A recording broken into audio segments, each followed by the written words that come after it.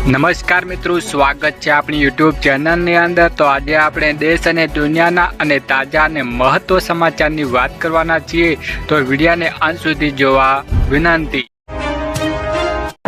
સૌપ્રથમ સમાચારની વાત કરી કે આયુષ્માન બાળકોને ફેરફાર। આયુષ્માન યોજના હેઠળ હવે ફક્ત 6 મહિના સુધીના બાળકોને જન્મ માતા પિતા કાર્ડ પર મફત સારવાર મળે છે। જો બાળકની ઉંમર આનાથી વધુ હોય તો તે આયુષ્માન કાર્ડ પાત્રમાંથી શરતો અનુસાર બનાવવાનું પડે છે। અત્યાર સુધી માતા પિતાના આયુષ્માન કાર્ડ 5 વર્ષ સુધીના બાળકોને મફત સારવારની સુવિધા હતી, પરંતુ હવે તેમાં ફેરફાર કરાયો છે। વધુ આગળ વાત કરીએ કે વિદ્યાર્થીઓને 3000 રૂપિયા દર મહિને। જો તમે 12 પાસ છો તો તમારા સરકારને આપશે દર મહિને 3000 રૂપિયાની રોજગાર સંગમ યોજના અંતર્ગત દરેક વિદ્યાર્થી એટલે કે સ્ત્રી અને પુરુષ બંને દર મહિને 3000 રૂપિયાની સહાય આપવામાં આવે છે। જ્યારે આ યોજનાનો લાભ લેવા માટે તમારી આ વાર્ષિક આવક 4 લાખથી ઓછી હોવી જોઈએ, તમારા ઘરમાં કોઈ સરકારી નોકરી ન હોવો જોઈએ અને 12 પાસ હોવા જોઈએ। જ્યારે આ યોજનાનો લાભ લેવા માટે તમારે એક ઓનલાઈન ફોર્મ ભરવાનું રહેશે, જેમાં ફોર્મની વિગતે આધાર કાર્ડ, 12 પાસની માર્કશીટ અને તમારું લિવિંગ સર્ટિફિકેટ, તમારી જાતિનો દાખલો અને બધા ડોક્યુમેન્ટ અરજી કરીને સબમિટ કરવાનું રહેશે। વધુ આગળ વાત કરીએ કે આયુષ્માન કાર્ડ બંધ। સરકાર દ્વારા આરોગ્યના નોંધપાત્ર નિયમો લાગુ કરીને મધ્યમ અને ગરીબ પરિવારના પીએમજી યોજના શરૂ કરી દીધી છે, જેમાં આવક વધારા નિયમોને બહાર જનારા અરજદારોને કાર્ડ રદ કરવાની પ્રગતિશીલ કરાઈ છે। સાથોસાથ પીએમ કાર્ડની મુદત પૂર્ણ થઈ ગઈ હોય તો આજ સુધી રિન્યૂ કરાવવા ન હોય તો તેના માટે 31/3/2026 સુધીની મુદત આપી રહી છે। રિન્યૂ કરવાનો અનુરોધ કર્યા પછી પીએમ જય કાર્ડની મુદત આપવામાં દાખલની મુદત પૂર્ણ થયાને આપ થઈ જશે, જેને લીધે અરજદારને સરકારી વર્ષ મુદત દાખલની મુદત પીએમ કાર્ડને રિન્યૂ કરાવવાની પડશે અને સાથોસાથ નવો આવકનો દાખલો રજૂ કરવાનો રહેશે। વધુ આગળ વાત કરીએ કે વાલી દીકરી યોજના। ગુજરાતના સરકારની વાલી દીકરી યોજના દીકરીના ઉજ્જવળ ભવિષ્ય માટે આશીર્વાદ સ્વરૂપે આ યોજના હેઠળ કુલ 1.10 લાખ સુધીની સહાય તબક્કા મળે છે। દીકરી ધોરણ 1માં પ્રવેશે તો 4000 રૂપિયા, ધોરણ 9માં 6000 રૂપિયા અને 18 વર્ષની ઉંમરે 1 લાખ રૂપિયા મળે છે। વાર્ષિક 2 લાખ સુધીની આવક ધરાવતા પરિવારને પ્રથમ 3 દીકરીઓને આ યોજનાનો લાભ મળે છે। લાભાર્થીઓને આંગણવાડી ગ્રામ પંચાયતના જન્મ પ્રમાણે આવક દાખલો સાથે અરજી કરવી પડે છે।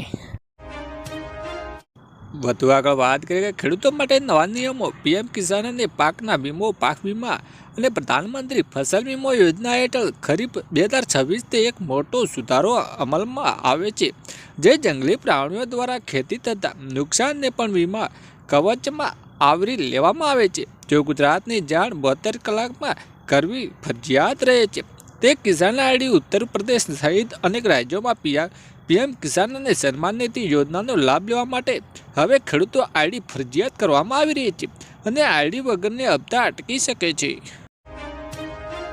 વધુ આગળ વાત કરી કે પેટ્રોલના નવા ભાવમાં ઘટી શકે છે। પેટ્રોલિયમ મંત્રી હરદીપસિંહ પુરીએ જણાવ્યું હતું કે જો ક્રૂડ ઓઇલમાં ભાવ પ્રતિ બેરલ 56 પર સ્થિર રહે છે તો આગામી 2-3 મહિનાના પેટ્રોલ અને ડીઝલના ભાવમાં ઘટાડો થઈ શકે છે અને હાલના તે કંપનીઓ પર 12.15 અને ડીઝલના 6.12 પ્રતિ લીટરે નફો કમાઈ રહ્યા છે। જો કે પુલ રાજ્યના તણાવ જેવી અસ્થિરતા પરિસ્થિતિના ભાવ ઘટાડવામાં અવરોધ બની શકે છે। વધુ આગળ વાત કરીએ કે દર મહિને મળશે 15000 રૂપિયાની સહાય। યુવાનોને ધ્યાનમાં રાખીને કેન્દ્ર સરકાર દ્વારા એક મહત્વપૂર્ણ યોજના શરૂ કરવામાં આવી રહી છે।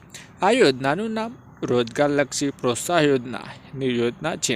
આ યોજનાની ખાસ વાત છે કે યોજના હેઠળ યુવાનોને તેમની પહેલી નોકરી દરમિયાન મળતા પગાર ઉપરાંત સરકાર દ્વારા દર મહિને 15000 રૂપિયાની પણ આપવામાં આવે છે। સરકારે આ યોજના 1 જુલાઈ રોજ શરૂ કરવામાં આવે। સરકારે આ યોજના 2 લાખ કરોડ રૂપિયાનું જંગી બજેટ નક્કી કર્યું છે।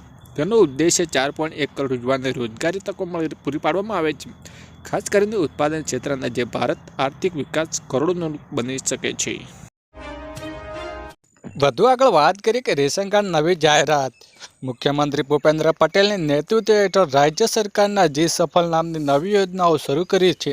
આ યોજનાનો મુખ્ય ઉદ્દેશ્ય રાજ્યના અંત્યોદય પરિવારની આવક વધારવા અને તેમને આર્થિક રીતે સક્ષમ કરવાનું આયોજન આગામી 5 વર્ષની રાજ્યના 10 જિલ્લાઓમાં 25 તાલુકાના 50,000 રૂપિયા અંત્યોદય અન્ય યોજના કાર્ડ ધારક પરિવારને લાભ આપશે. આજીવિકા નિર્માણમાં ભાગરૂપે પરિવારને આવક અથવા સ્ત્રોત ઊભા કરવા માટે 80,000 રૂપિયા સુધીનું અનુદાન આપશે. વધુ આગળ વાત કરીએ કે આપના 7 ડિસેમ્બર અમરેલીમાં કિસાન મહોત્સવ યોજાશે. આગામી પાર્ટી 7 ડિસેમ્બર અમરેલીના સિઝન પાર્કમાં ખાતે બપોરે 3 વાગે કિસાન મહાપંચ યોજાશે. ખેડૂતોને ન્યાય અધિકાર માટે આ કાર્યક્રમ પ્રદેશ પ્રમુખ ઈસુદાન ગઢવી, ગોપાલ ઇટાલિયન, ચૈતર વસાવા, હેમંત ખવા, સાગર રબારી સહિત આગેવાનો ઉપસ્થિત રહેશે. આપના સમગ્ર ગુજરાતના ખેડૂત મુદ્દે મહાપંચ યોજી રહી અમરેલી પછી આ શ્રેણીનો ભાગ લેશે. વધુ આગળ વાત કરીએ કે ટોલ સિસ્ટમ અંગે ગડકરીએ મોટો નિર્ણય. નીતિન ગડકરીએ એક મોટો નિર્ણય લેતા હાલની ટોલ સિસ્ટમ નાબૂદ કરી દીધી છે. તેમણે સેટેલાઇટ આધારિત ટોલ વસૂલવાની જાહેર કરી છે. ગડકરીએ કહ્યું કે આ સિસ્ટમ લાગુ કરવામાં પાછળનો ઉદ્દેશ્ય ટોલ વસૂલવા વધારવાનો અને ટોલ પ્લાઝા પર ભીડ ઘટાડવાનો છે. આ પહેલાં ગડકરીએ કહ્યું હતું કે હવે સેટેલાઇટ આધારિત ટોલ કલેક્શન થશે. તમે જેટલી મુસાફરી કરશો તેના પૈસા અપાશે. કર્મચારીને અમલ થશે અંગે કોઈ સ્પષ્ટતા થઈ નથી. વધુ મહત્વની આગળ વાત કરીએ કે વિદ્યાર્થીઓ માટે મોટા સમાચાર. અમારે ભાજપને ભાગ નથી, કોંગ્રેસને કાઢવી નથી અને આપને કોઈ આપ નથી. અમારે રાજકારણ સાથે કંઈ લેવા દેવા નથી. અમારે લેવા દેવા છે ખેડૂતના 3 મુદ્દા. પ્રથમવાર એવું બની રહ્યું છે કે ગુજરાતમાં કૃષિ મંત્રી ખેડૂતની વાત સાંભળીને તૈયાર થયા છે. 9 તારીખે મહાઆંદોલનની જગ્યાએ ગાંધીનગર ખેડૂત આગેવાનો સરકારી મંડળી જશે. જેમાં ખેડૂત આગેવાની જશે તેમાં દેવ માપ ટેકાના ભાવે 200 મણ મગફળી અને જૂનો પાક વીમો આપવા મુદ્દે ચર્ચા કરવામાં આવશે. અને શું દેવું માફ થવું જોઈએ કે હાને કોમેન્ટ કરીને જણાવજો. વધુ મહત્વની આગળ વાત કરીએ ઘર બાંધવા મળશે 4 લાખ સુધીની સહાય. પ્રધાનમંત્રી આવાસ યોજનાનું સપનું ઘર 2026 સહાય મળશે. 4 તબક્કા. 1 ક્લિક લેવલ પૂર્ણ થયા બાદ 70,000ની સહાય. 2 ક્લિક લેવલ પૂર્ણ થયા બાદ 80,000ની સહાય. પ્લેન પૂર્ણ થયા બાદ 1.5 લાખની સહાય. 100% બાંધકામ પૂર્ણ થાય તો 1 લાખની સહાય. જમીનની માલિકો પૂર્વ મંજૂરી થયેલા બાંધકામની મંજૂરીનો દાખલો અને 50 સ્ટેમ્પ પર નોટરીની એન્ટ્રી, આધાર કાર્ડ, કુટુંબ તમારના સભ્યો, બેંક વિગતો, પાસબુક, ચેક, સ્ટેમ્પ. બાંધવા માટે શરતો. પોતાની જમીન અથવા સર્જરિત મકાન ઉપસ્થિત. પાકું મકાન બાંધવા માટે NCB ધોરણ મુજબ હોવું જરૂરી છે. મકાનને કાપેલા 30 થી 45 ચોરસ વચ્ચે. મકાનના 2 રૂમ, રસોડું, શૌચાલય, બાથરૂમ ફરજિયાત રહેશે. વધુ આગળ વાત કરી કે વીજળીના નિયમમાં ફેરફાર.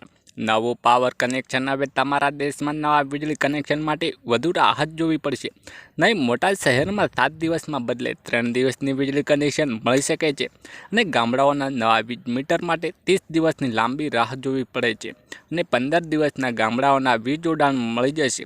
વીજળીના બિલમાં સુધારો કરીને ઉર્જા મંત્રીએ જાણકારી આપી છે કે વીજળી અને સોલારના નિયમો હળવા કર્યા છે.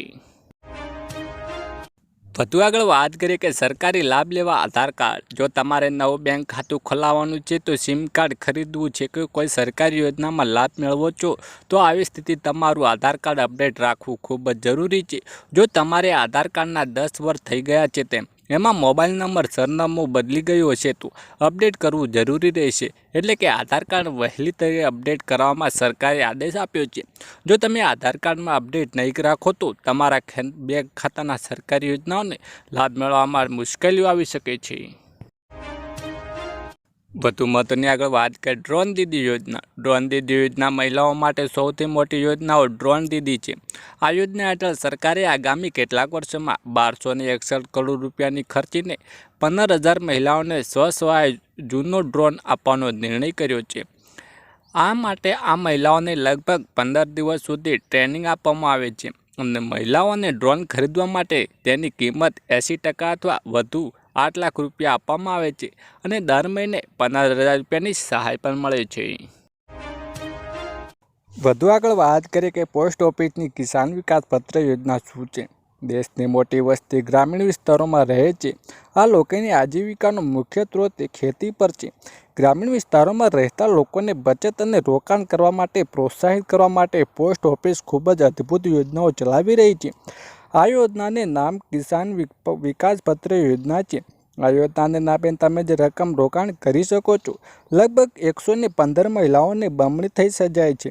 તમે કિસાન વિકાસ પત્ર યોજના ખાતું ખોલાવો છો અને 5 લાખ રૂપિયા રોકાણ કરો છો તો તેમાં 115 મહિના પછી તમારે 10 લાખ સુધી મળી શકે છે.